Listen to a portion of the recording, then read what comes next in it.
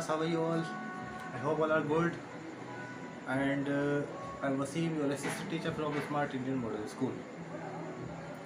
So as you know बच्चों, जैसे कि हमारा चैप्टर चल रहा है the Delhi Sultan. Okay, this is the chapter of history, third chapter. So I explained many paragraphs about this chapter. Okay, so this is your book, our past second, and this is the chapter the Delhi sultan. इस chapter में हमने discuss किया था कि जो मुस्लिम rulers थे उनके बारे में डिस्कस किया था और तोमारा राजपूत उनके बारे में बताया था. इसमें 5 डायनेस्टीज़ भी बताई थी जो बहुत ज़्यादा इंपॉर्टेंट है. You can see Rajput dynasties. और यू नो कि I am just repeating this chapter. मैं थोड़ा सा रिपीट करना चाह रहा हूँ क्योंकि इसमें कुछ प्रॉब्लम्स आ रही थी तो उसके बारे में डिस्कस कर रहे थे. तो ये चैप्टर जो था इसके बारे में तोमारा के बारे में बताएगा. तोमारा राजपूत जो थे, ओके, राजपूत डायनेस्टी में तुम्हारा थे, उनका पाला थे इसके चौहान, पृथ्वीराज चौहान आ गए. फिर ये अर्ली तुर्किश रूलर्स आए थे. फिर खिलजी डायनेस्टी और तुगलक और ये सैयद डायनेस्टी, लास्ट में लोधी डायनेस्टी. इन डायनेस्टीज़ के बारे में आप देख सकते हैं. इसके बारे में हमने बताया था कि दिल्ली को एक इम्पॉर्टेंट सेंटर बनाया गया था. यहीं से सारे बिजनेस भी होते थे. और जैसे कि हमने दिल्ली के बारे में बताया था कि दिल्ली जो है हमारा इंडिया के अंदर वो यही का पोर्शन, इंडिया के मैप के अंदर यहीं से सारी चीज़ें इन लोगों ने एक्सपेंड की थी, फैलाई थी, अपना एम्पायर बढ़ाया था, अपना राज्य बढ़ाया था. इनके बारे में हम देखते हैं. और इस पैराग्राफ में हमने कुछ सुल्तान्स के बारे में बताया था और इनके बारे में यहाँ हमने देखा था कि फाइंडिंग अबाउट द दिल्ली सुल्तान कौन कौन से थे. क्योंकि जितनी भी इंफॉर्मेशन हमें पहले के टाइम के बारे में मिलती है वो सब कैसे मिलती है. जैसे हम बता सकते हैं कि कॉइन्स, ठीक है, कॉइन्स हैं, मोन्यूमेंट्स हैं और इंस्क्रिप्शंस हैं. इंस्क्रिप्शंस आपको मालूम ही है कि जो हाथ से लिखे जाती थी उनसे ही इंफॉर्मेशन मिलती है. आज जो हम बुक्स पढ़ रहे हैं अलाउद्दीन खिलजी के बारे में, बाबर के बारे में, अकबर के बारे में, तो ये सब हाथ से ही तो लिखी गई किताबें हैं, बुक्स हैं जिनके बारे से जिनसे हमें पता चलता है. कॉइन्स हैं. अब हमें तो नहीं मालूम है हिस्ट्री में क्या क्या चीज़ें थी, लेकिन हाँ उनकी जो इंस्क्रिप्शंस हैं, जो थिंग्स हैं, उनसे ही पता चल रहा है. इसके बारे में हमने और भी देखा था कि फ़ाक़रा मुबज़्ज़िर रोड इन्होंने लिखा था कि जस्टिस के बारे में कि प्रजा अगर खुश होगी तो सारे काम भी सही होंगे, अगर राजा सही से इंसाफ करेंगे तो सारे काम भी सही होंगे. फिर उसके बाद उन्होंने कुछ रूलर्स हमें बताया था, एक्सप्लेन किया था बर्थ राइट के बारे में, जेंडर डिस्टिंक्शन के बारे में. बर्थ राइट जो नोबेल थे उन लोगों ने कहा जो बर्थ राइट है वो एक ऐसा होना चाहिए, अगर नोबेल का मेंबर है तो वो नोबेल फैमिली से बिलोंग करता है तो उसको सारे राइट उसको मिलना चाहिए क्योंकि उसने जन्म जो लिया है वो बर्थ वाले में नोबेल फैमिली में लिया है.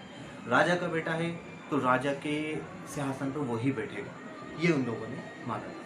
जेंडर डिस्टिंक्शंस का मीन्स यहाँ पे हम देख सकते हैं कि वो सिंपल था कि जो इल्तुतमिश की बेटी थी रज़िया सुल्तान, उसमें कि इनका जो मानना था कि लड़का और लड़की में बहुत बड़ा डिफरेंस था, बायोलॉजिकल डिफरेंस है, ये सिंपल था. लेकिन वो मानते थे कि जो मेंस होते are superior than women, right. तो इनके बारे में देख सकते हैं. इसलिए उनको सिंहासन से हटा भी दिया गया था. तो रज़िया सुल्तान को माना गया था कि इनको सिंहासन पर हटा दिया. 4 साल बस 1936 से 1236 से लेकर 1240 तक ही रूल कर पाएंगे. 4 साल में उनको बन गए. फिर हमने गैरसन टाउन बताए थे. उसके बाद हमने हिंटरलैंड. हिंटरलैंड क्या होता था कि 2 एरियाज़ होते थे. जैसे हम बात करें कि एक एरिया किसी के कब्जे में, दूसरा एरिया किसी के कब्जे में. अब ये जो डिस्टेंस है ना, ये वाली डिस्टेंस, ये हिंटरलैंड कहलाता था. ओके, इसके बारे में हम देखा था. अब हमने बात करी थी कि गैरसन टाउन्स, क्योंकि गैरसन टाउन्स अलग अलग राजाओं के थोड़े थोड़े दूर पर एरिया हुआ करते थे, तो वो लोग उनको एरिया को जोड़ना चाह रहे थे. फिर हमने यहाँ पे और भी एक्सप्लेन किया था. Now we are talking about the masjid. You can say page number 36 क्या है, मस्जिद के बारे में हम एक्सप्लेन करेंगे. सो मस्जिद के बारे में आपको मालूम ही है कि जो मुस्लिम्स होते हैं इसमें जाकर अपनी पूजा पाठ प्रेयर करते थे. A mosque is called a मस्जिद इन अरबिक. सो अरबिक में हम क्या बोलते हैं, मस्जिद बोल रहे हैं, राइट. और क्या है इसका मीनिंग, बस सिंपल सा मीनिंग है कि एक ऐसा प्लेस है जहाँ पर मुस्लिम प्रोस्ट्रेट रिवरेंस टू अल्लाह, मतलब अल्लाह को याद करते हैं. तो आप इसको देख सकते हैं. अब यहाँ पे हम थोड़ा सा और क्लियर कर लेंगे कि जो जितने भी सुल्तान थे उन्होंने क्या करा था, several mosques in cities all over the subcontinent. क्योंकि जितनी दिल्ली सुल्तान में जितने मुस्लिम रूलर्स थे वो अल्लाह को मानते थे और उन्होंने मस्जिद भी बहुत सारी बनवाई थी, मोन्यूमेंट से बनवाए थे। और इस्लाम और मुस्लिम के बारे में आप जानते ही हैं,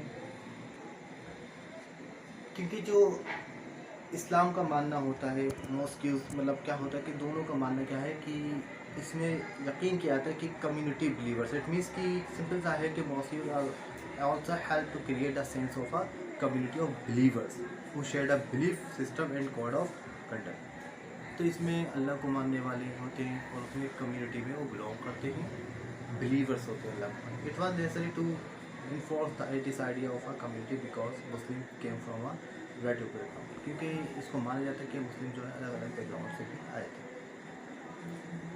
अब देख लेते हैं closer look administration and the consolidation under the Khiljis and Tughlaq. अब हम देखेंगे जो राजा जो थे अपनी हुकूमत किस तरीके से करते थे और किस तरीके से एरिया को जोड़ते थे और पूरे एरिया में कंट्रोल कैसे क्या करते थे।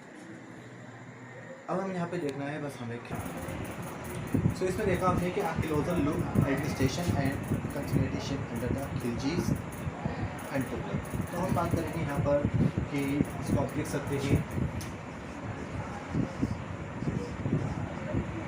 खिलजीज एंड कि खिलजीज और तुगलक का हम देखेंगे किस तरीके से उन्होंने कंसोलिडेशन का मीन्स होता है गैदरिंग करना, इकट्ठा करना करा था खिलजी और तुगलक। तो इसके बारे में हम डिस्कस करेंगे। तो जैसे मैंने बताया कंसोलिडेशन के मीन्स क्या होता है कि गैदरिंग करना, इकट्ठा करना। इन्होंने जो बहुत बड़े बड़े इनके एरिया में अलग अलग के राजाओं के जो थे, नवाबों के थे, किंग्स के जो थे एरिया बहुत बड़े बड़े थे, एटलीस्ट अलग अलग जगहों में रूल करते थे। तो उन्होंने उसको गैदरिंग करना शुरू किया दोनों। इनको क्या चाहिए था कि दिल्ली के सुल्तान थे, दिल्ली सल्तनत थी, नीडेड रिलायबल मीन्स होता है ट्रस्टवर्थी होने वाला गवर्नर चाहिए था एंड एडमिनिस्ट्रेटर, क्योंकि जितने भी दिल्ली सुल्तान थे उनको एक विश्वसनीय यकीन करने, मतलब इट मीन्स कि रिलायबल भरोसेमंद आदमी चाहिए था अपनी सल्तनत को, अपने एम्पायर को बढ़ाने के लिए।